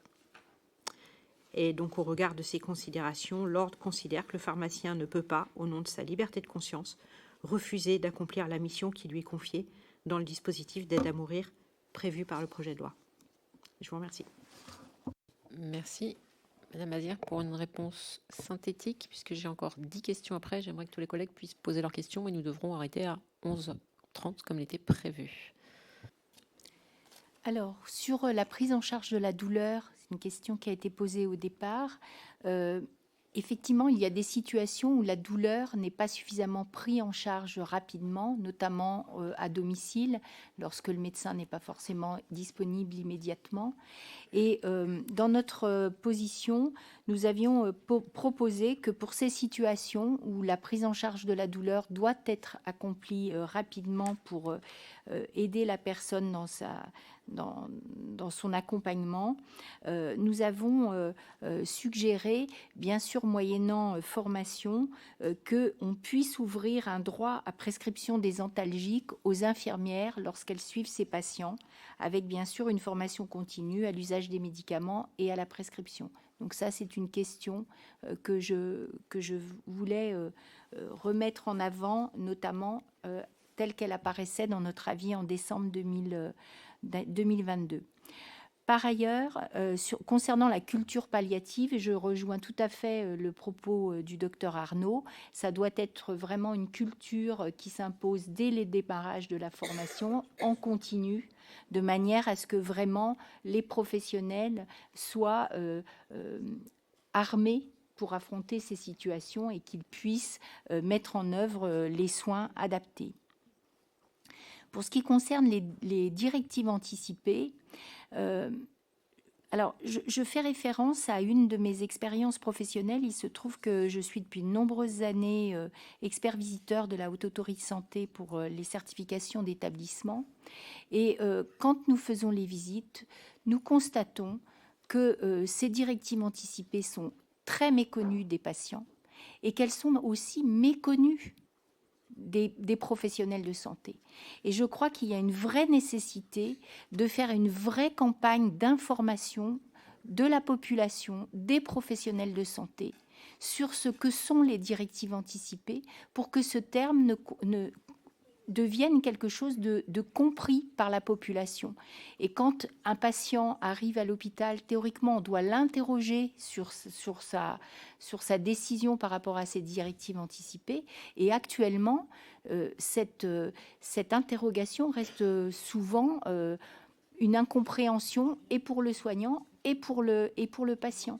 Donc ça, je pense que peut-être aussi, cette loi serait peut-être aussi une opportunité de pouvoir faire que cette notion de directive anticipée soit plus vulgarisée dans le bon sens du terme auprès de nos concitoyens et des soignants qui ne sont pas forcément directement impliqués toujours dans la prise en charge de la fin de vie.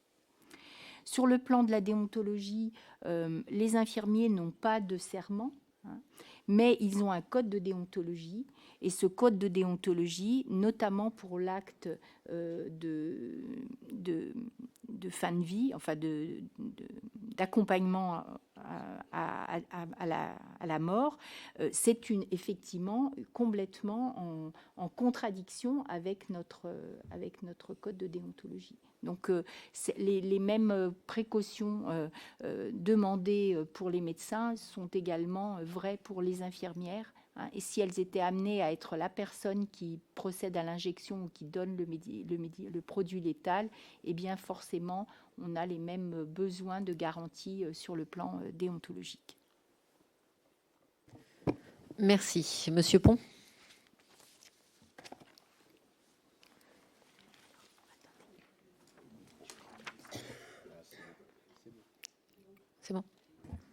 Merci Madame la Présidente. Je me joins à mes collègues pour vous remercier de votre présence. Ma question s'adresse à Monsieur Arnaud, même s'il a un petit peu répondu, parce que sur le plan pénal, c'est sûr que l'article 5 précise que l'aide à mourir n'engage pas la responsabilité pénale de la personne qui la pratique, conformément aux termes de l'article 122-4 du Code pénal. Par contre, sur le plan déontologique, et je voudrais revenir sur le serment d'Hippocrate, qui, je le précise, dit bien « Je ne provoquerai jamais la mort délibérément ».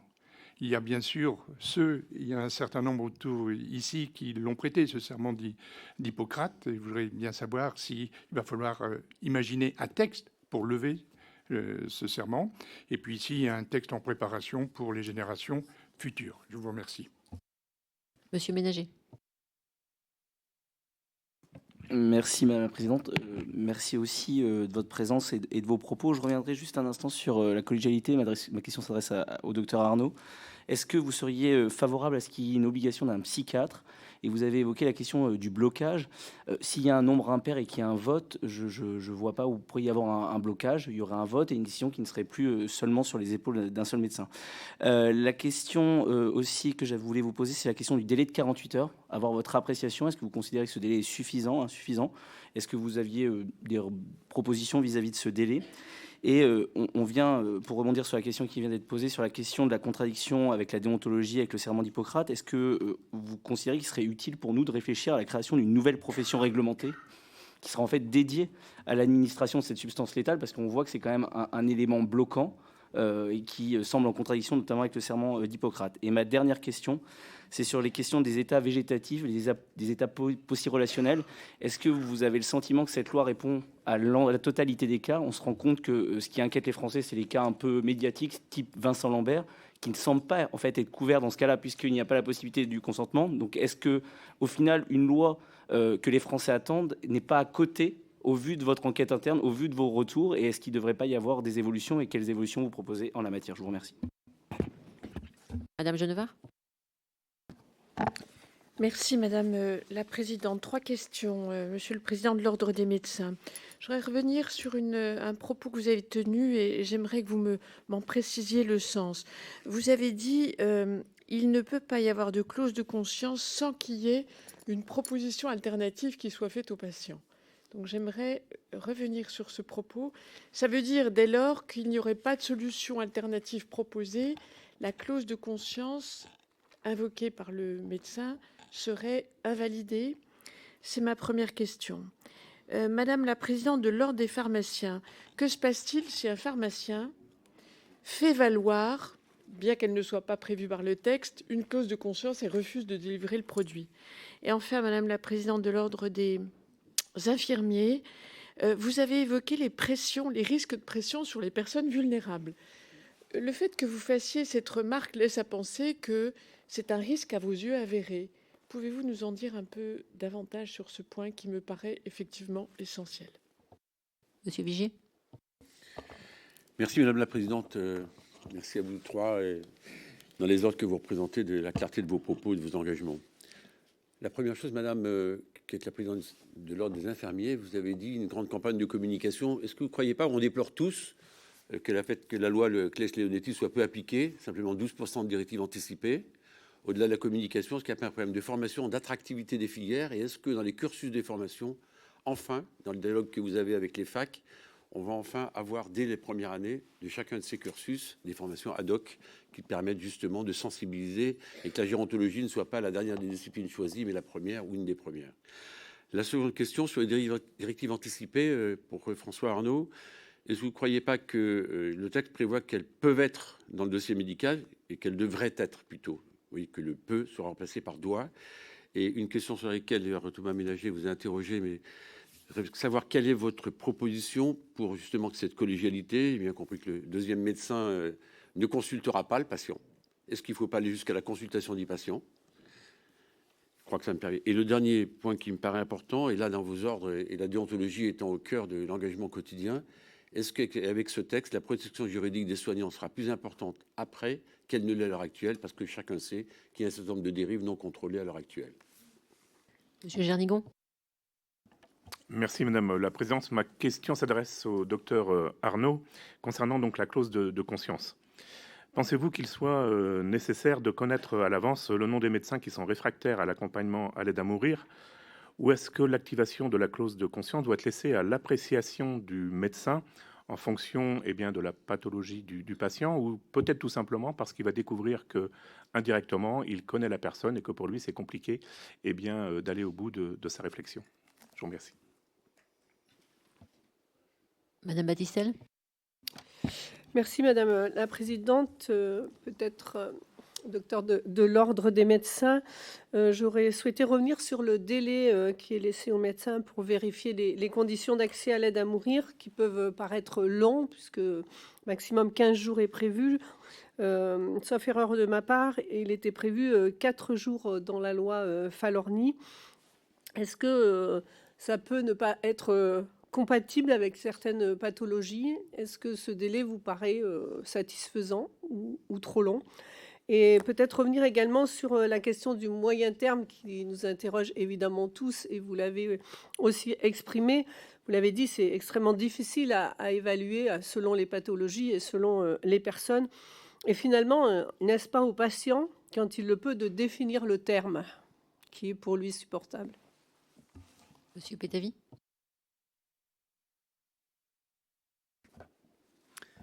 Merci, Madame la Présidente. Une question pour Monsieur Arnaud et Madame Mazière. Concernant l'article 6 et notamment les conditions d'accès. Il y a effectivement des enjeux, comme ma collègue vient de l'évoquer, sur les questions de court, de moyen terme, mais également, comme ça a été évoqué, sur les questions de manifestation donc libre et éclairée. Et il me semble que la question de la formation, alors vous avez évoqué la formation initiale et notamment sur les soins palliatifs, mais au-delà de ça, pour tous les professionnels qui vont entendre et recevoir cette demande, ça me semble essentiel qu'il puisse y avoir une formation, et c'était pour savoir si vous aviez quelques pistes un petit peu sur les modalités et le contenu, et donc pour les médecins et également pour les infirmières, et puis je pense également aux aides-soignantes qui seront souvent et notamment dans les établissements en première ligne. Merci. Monsieur Rosset. Merci Madame la Présidente. Ma question s'adresse à vous trois, deux présidentes et un président. Et, bon, elle va se recouper avec d'autres questions. Il s'agit, je voudrais que vous nous précisiez, selon vous, quelle est votre conception de l'exercice en commun des différents professionnels de santé dans ces situations difficiles que sont la fin de vie. Vous avez beaucoup parlé de collégialité, et à quel moment faudrait-il mettre en place dans le cursus des étudiants, que ce soit les infirmiers, les pharmaciens ou les médecins, cette notion de collégialité et de préparer leur métier futur et leurs décisions futures.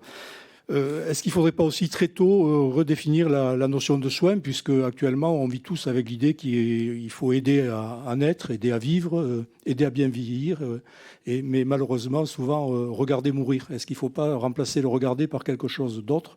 Je trouve que c'est très important, et d'en parler très tôt au cours de la formation des médecins. Et puisqu'on va vers finalement, malheureusement ou heureusement, vers une spécialisation dans ces métiers de la prise en charge de la fin de vie et des derniers instants, ne faudrait-il pas encore une fois mettre ensemble tous ces étudiants sur des bancs dans un amphithéâtre commun pour bénéficier d'une formation commune, d'un langage commun et pourquoi pas d'un diplôme commun, puisque finalement on s'aperçoit que dès qu'on parle de santé, eh bien, ce sont des sujets qui sont très importants, et l'avenir passera par l'exercice en commun partagé et bien formé. Merci. Monsieur Odoul. Merci Madame la Présidente. Ma question s'adresse au docteur Arnaud. Elle concerne le code de déontologie, le serment d'Hippocrate pour les médecins que vous avez rappelé. Je ne provoquerai jamais la mort délibérément. Comment être à la fois un médecin de soins palliatifs et un médecin qui prescrit et qui donne la mort? Craignez-vous, à l'aune de ces nouvelles modalités, une transformation profonde du métier de médecin, voire une désaffection pour ce métier indispensable? Et si on part du principe, comme vous me l'avez évoqué, que l'euthanasie n'est pas un soin, est-ce que vous considérez qu'un médecin qui refuse de prescrire ou d'administrer la mort doit obligatoirement orienter le patient vers un autre médecin qui est susceptible de lui donner, ou si on considère que ce n'est pas un soin, il n'a pas l'obligation de le faire car c'est contraire à ses valeurs. Je vous remercie. Et la dernière pour Madame Pires-Beaune. Merci, Madame la Présidente. Ma question s'adresse au docteur Arnaud. Vous avez indiqué que l'aide à mourir ne devait pas s'entendre comme de l'accompagnement, car ce n'était pas du soin, en précisant que c'était une position personnelle. Pourquoi ne pas laisser le malade répondre à cette question, car après tout, c'est le premier concerné. Certains malades vont considérer qu'un soin, c'est tout ce qui les maintient en vie. À l'inverse, d'autres malades attendent du soin qu'ils mettent fin à leur souffrance, et ce, quel que soit d'ailleurs le type de souffrance. D'ailleurs, si je suis votre raisonnement, la sédation profonde et continue fait partie de l'accompagnement, et elle conduit, parfois d'ailleurs dans des conditions jugées inhumaines par les proches, non pas au maintien de la vie, mais bien au décès. Alors pourquoi vouloir exclure l'aide à mourir de l'accompagnement?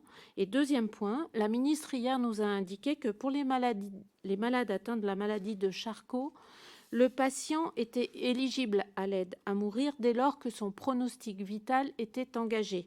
Est-ce que vous pouvez, docteur, me traduire simplement ces propos? Je vous remercie. Merci. Madame Mazière, vous commencez pour les questions qui étaient les vôtres, pendant que Monsieur Arnaud finit de noter les siennes. Alors, sur la vulnérabilité, cette remarque, elle est liée à l'expérience de tous les professionnels de santé qui prennent en charge des personnes âgées. Et dans le sens, et des personnes handicapées, dans le sens où ces personnes, très souvent, expriment un sentiment d'être un poids pour leurs proches et leur entourage.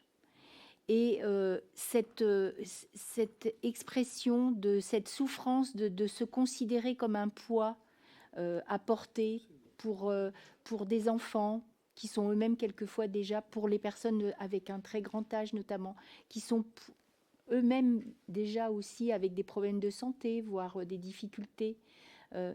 C'est de ce témoignage au quotidien des professionnels de santé qui sont près de ces patients vulnérables que nous souhaitons faire ce point d'alerte. Parce que ces personnes, à certains moments, pourraient se sentir obligés, entre guillemets, de demander cette aide simplement parce qu'ils considèrent qu'ils constituent un poids trop important pour leurs proches. Et c'est malheureux à dire, mais ça serait presque un acte d'amour de leur part vis-à-vis de leurs proches, de vouloir ne plus être cette charge mentale et quelquefois financière et d'organisation, etc. Donc c'est vraiment pour nous, et c'est la même chose pour les personnes handicapées, elles expriment souvent cela. Hein.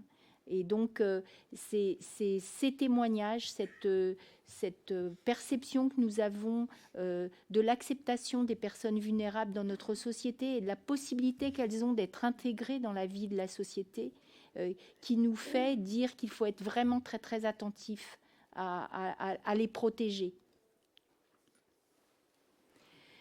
Pour ce qui concerne la formation, vous m'avez interrogé. Alors, la formation... il y a de nombreux professionnels infirmiers qui font des DU d'éthique, de soins palliatifs, de prise en charge de la douleur. C'est souvent une volonté, une orientation professionnelle. Pour l'instant, il y a des modules spécifiques dans la formation de socle qui aborde ces points, mais il mériterait peut-être d'être plus développé, et notamment dans l'esprit de cette nouvelle loi. Le décret de compétence de la profession infirmière est en cours de révision et viendront derrière les travaux sur la réingénierie de la formation. Donc, ces remarques que nous avons faites sur la nécessité de former à la douleur, de former à la prise en charge de la douleur, de former à la prise en charge en soins palliatifs, d'avoir une vision plus éthique et déontologique des prises en charge, sont des points qu'on pourra effectivement soulever au moment de ces travaux sur la réingénierie de la profession. Voilà, je crois que j'ai répondu aux questions qui m'ont été posées. Madame Wolf. Oh, pardon. Bien, très rapidement sur votre question sur les pharmaciens qui ne respecteraient pas, en fait, en effet, puisqu'on n'a pas de clause de conscience, c'est déjà le cas aujourd'hui. Donc, ces pharmaciens sont traduits en chambre de discipline, soit sur la base de plainte d'un patient ou de n'importe quelle autorité. Donc, traduits en chambre de discipline et condamnés donc, par les sanctions disciplinaires prévues par le Code. Donc, ça va de l'avertissement jusqu'à l'interdiction définitive d'exercer. On a déjà le cas pour des clauses de conscience, enfin des pharmaciens qui refuseraient par exemple la délivrance de la pilule du lendemain ou une pilule contraceptive, autre chose. On a déjà affaire à des pharmaciens qui mettent en avant une clause de conscience mais qui n'existe pas et qui... Oui, non mais c'est l'idée d'avoir une clause de conscience et de refuser pour des motifs religieux, éthiques, personnels, la délivrance d'un traitement, d'un médicament ou autre. Donc la même chose s'appliquerait dans cette circonstance. Monsieur Arnaud. Merci Madame la Présidente. Bon alors, je me proposais peut-être de commencer par les dernières questions. Pour vous répondre, Madame, en fait, c'est le patient qui décide. C'est lui qui demande. C'est pas les soignants qui demandent à sortir du soin pour passer dans un procédé d'aide à mourir. C'est uniquement la demande du patient qui peut déclencher quelque chose. C'est pour ça que je pense que il y a des patients qui vont demander de l'aide à mourir. Il faut que ça soit pris en compte par les soignants et la société. Mais il y a beaucoup de patients qui ne veulent pas. Il faut que les choses soient claires entre l'accompagnement et l'aide à mourir. Il ne faut pas que ça soit mélangé. C'est pour peut-être renforcer encore le lien qui existe entre le malade et ses soignants. Et je dis bien ses soignants. Donc il faut que les choses soient claires. Ça ne fait pas partie du soin, c'est une autre démarche que nous respectons, bien sûr, et c'est l'objet de notre participation et de cette loi. Mais c'est le malade qui est le vrai décideur, en fait, de la demande. Alors, la clause de conscience, c'est l'article 38. Alors, ça rejoint un peu la question sur le serment d'Hippocrate. Le serment d'Hippocrate, c'est un engagement déontologique. Un engagement déontologique à essayer de toujours apporter les soins les plus pertinents pour guérir son patient. Après, il y a des règles juridiques que vous allez écrire et qui permettent de ne pas aborder ce problème de la fin de vie et de l'aide à mourir uniquement au travers du serment d'Hippocrate. C'est une approche juridique d'abord et de prise en compte d'une demande de la société. Donc je crois qu'il faut laisser le serment d'Hippocrate, qui est un engagement d'un professionnel de santé au moment où il fait ses études.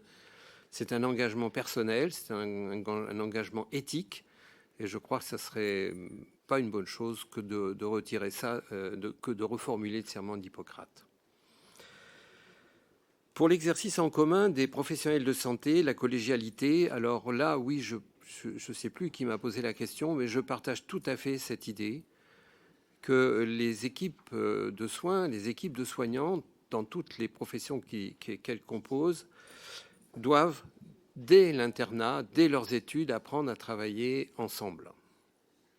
Ça, c'est clair. Il y a déjà eu des expérimentations, enfin des expériences, je ne sais pas si ça se fait toujours, d'internats territoriaux, des internats territoriaux où les internes des hôpitaux généraux ou locaux et les autres professionnels, infirmiers, kinés, se retrouvent. Et je pense que ça, c'est vraiment une idée qu'il faut développer parce que les équipes territoriales qui se feront plus tard, qui se construiront plus tard dans les territoires, ça sera d'autant plus facile s'ils apprennent à travailler ensemble. Et il faut un peu plus que travailler ensemble. Ça, j'en suis convaincu. Alors, la formation, bien sûr, la formation doit être sur tout le soin palliatif et l'aide à mourir doit être très tôt dans les études pour tous les soignants, c'est évident. Je pense que personne ne remet ça en cause. C'est un problème de moyens. Alors c'est possible, certainement possible pour 10 000 étudiants. Pour 16 000, eh ben, il faudra voir ce qu'on peut faire. Mais je pense que c'est possible. C'est possible, mais il faut avoir la volonté de le faire. Il faut que les étudiants, dès le début de leurs études, comprennent que certains patients vont leur poser ce problème un jour. Il faut pas ça ne doit pas être une découverte de terrain. Ça doit être une découverte où il faut au cours des études, et là, je pense que faire intervenir des psychologues, des psychiatres dans la formation, c'est certainement à ce moment-là, à ce niveau-là, qu'il faut agir sur l'approche que peuvent avoir les jeunes médecins et les jeunes infirmiers et toutes les autres professions de ce problème de l'aide à mourir, qui est un problème qui apparaît dans notre société maintenant, qui existe depuis déjà un certain temps, plusieurs 2 décennies au moins, qu'elle est formulée de la sorte, et nous prenons la responsabilité, pour moi ça me paraît quelque chose de normal, d'apporter une réponse à ces patients. Les directives anticipées peuvent ou doivent, et le doigt apporte la solution, monsieur Vigier. Moi, je suis pas opposé, parce que c'est une bonne chose de mettre ces directives anticipées. Je dis simplement que c'est extrêmement difficile à écrire. Voilà. Et ceux qui les ont déjà écrites le savent. Donc, doigt, oui, mais alors là, il faudra vraiment accompagner les patients. Le deuxième avis, avec une consultation, monsieur Vigier, je suis tout à fait d'accord avec vous. C'est une des solutions. Parce que l'avis sur dossier d'un deuxième consultant pour un patient qui demande de l'aide à mourir, je trouve que c'est donner un avis purement technique sans prendre en compte la démarche psychologique du patient, son ressenti, l'évaluation de sa souffrance physique ou psychologique. Ça ne se fait pas en télémédecine, quoi. Voilà, ça. Alors, la difficulté de la collégialité à inventer, c'est notre ennemi, c'est la démographie médicale. C'est là où c'est pour ça que je dis que c'est pas si facile que ça, parce qu'il faut trouver ça peut bloquer, non pas parce qu'on ne trouvera pas. Je pense que c'est quelque chose qui va perfuser, plus ça sera bien expliqué, plus ça sera bien encadré dans la loi que vous allez écrire, et plus les médecins le vivront comme quelque chose d'exceptionnel, ou d'exceptionnel dans le sens du nombre, et le vivront comme une réponse déontologique du médecin à son patient. Passer de l'impossible, de l'interdit, au déontologiquement possible. Et plus ça sera déontologiquement possible, et plus il y a de médecins qui le pratiqueront, et plus de soignants s'y engageront. Donc la démographie, c'est notre ennemi, parce que il faut trouver 2 médecins qui peuvent prendre le temps de construire une réflexion avec un patient en difficulté. Donc ça, c'est bien de l'écrire, mais il faudra mettre des gens en face, des médecins en face, et ça, c'est pas si évident. Voilà, bon, la clause de conscience spécifique, pour moi, oui, elle est incontournable. Et et pour moi, elle est spécifique, donc ça veut dire qu'il faut réorienter vers un médecin qui accepte d'accompagner les patients dans cette démarche. Mais par contre, le fait de ne pas trouver, d'abord, je pense qu'on finit toujours par trouver, ne doit pas rendre la clause de conscience caduque. Ça, c'est pas possible, parce que je redis, c'est la confiance que vont avoir les médecins dans le dispositif qui les protégera dans leurs convictions, premièrement. On a tous besoin de ça, quoi qu'on fasse dans la vie. On a besoin que nos propres convictions soient respectées. Ensuite, sur le plan de la pratique, et enfin sur le plan juridique. Et j'insiste encore sur l'approche déontologique et disciplinaire. Je ne sais pas si j'ai répondu à toutes les questions, Madame la Présidente. Si j'en ai oublié, je m'en excuse. Personne ne se manifeste, donc la réponse est oui. Et pardonnez-moi. Madame Pires-Beaune, c'était la dernière question. Vous pouvez me répéter? Je suis désolé. Plus de micro. Merci, docteur. Oui, je vous avais posé 2 questions. Une sur le fait de considérer que l'aide active n'était pas du domaine de l'accompagnement alors que la sédation l'est. Et la deuxième question sur la maladie de Charcot, sur les propos de la ministre hier. Moi, je ne les comprends pas. Voilà. Et vous n'avez pas non plus répondu, donc me fait remarquer ma collègue à sa question sur le délai de 15 jours. Merci. Merci. Le délai de 15 jours pour que le médecin apporte sa réponse. Là, j'ai manque d'éléments pour vous répondre, pour savoir si c'est trop ou pas assez. Ce qui est sûr, c'est qu'il faut un délai. Voilà. Alors après, avoir 48 heures pour répondre aux patients, au moins 48 heures, je trouve même ça un peu court, moi, par contre. Je pense qu'il faut que tout le monde mûrisse, à la fois le demandeur et à la fois le médecin qui reçoit. Les 15 jours, il a 15 jours, ça peut être un peu court dans la mesure où il faut organiser les consultations et les avis complémentaires. Ça fait un peu court. Pour la maladie de Charcot, madame, moi, j'ai pas d'avis. J'ai pas d'avis pour savoir comment cette maladie, qui en grande partie à l'origine de l'accélération de la législation sur ce sujet. J'ai pas d'avis sur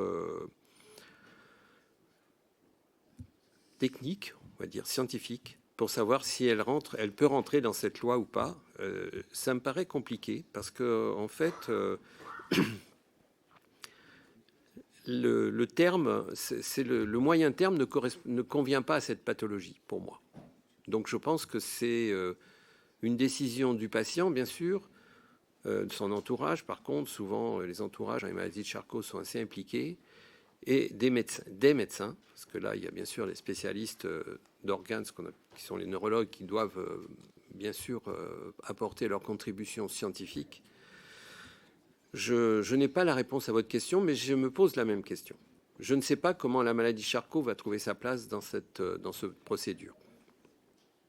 Merci. Je crois qu'il y a une question qui n'a pas trouvé réponse sur les médecins qui souhaiteraient faire savoir en amont qu'ils feraient valoir leur clause de conscience spécifique. Non, mais ça je vois. Alors, oui, effectivement, cette question est importante. Ce qui équivaudrait à créer des listes. Et si on crée des listes, on crée des établissements spécialisés. C'est le risque. Moi, je suis opposé aux listes.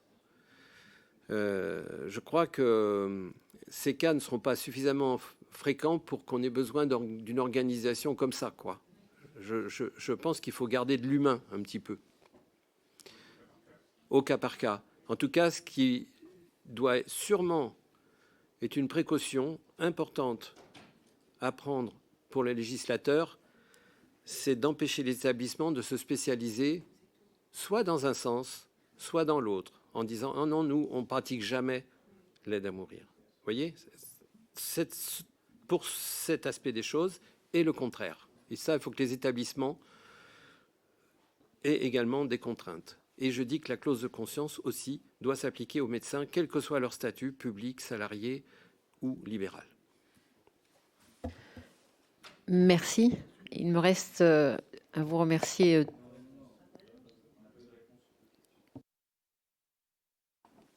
Merci Madame la Présidente. Mon collègue Thomas Ménager vous avez interrogé sur l'obligation de présence d'un psychiatre. Et je vous ai aussi posé la question sur l'orientation vers un autre médecin, si un médecin justement ne souhaite pas prescrire l'acte, est-ce qu'il aurait pour vous l'obligation d'orienter? Je l'ai pas... J'ai répondu clairement plusieurs fois.